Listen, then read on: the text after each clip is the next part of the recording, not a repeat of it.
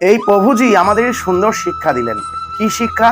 তিনি বললেন, একটি বাচ্চা মেয়ে বলল, কাল থেকে আমি আর মন্দিরে যাব না। তখন মা বললেন, কেন, তোর কি হলো, মন্দিরে যাবি না?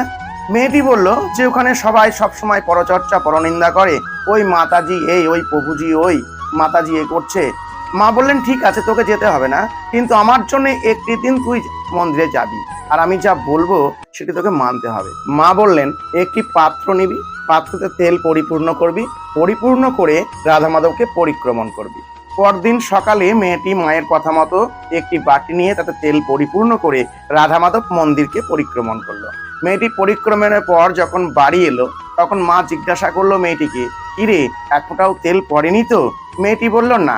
তখন মা জিজ্ঞাসা করলো, আজ মন্দিরে কেউ পরনিন্দা পরচর্চা করছিল? মেয়েটি বলল, না। মা বলল, কেন, আজ কেউ করেনি কেন? মেয়েটি বলল, কি করে শুনবো, আমার তো সমস্ত ধ্যান জ্ঞান এই বাটির দিকে।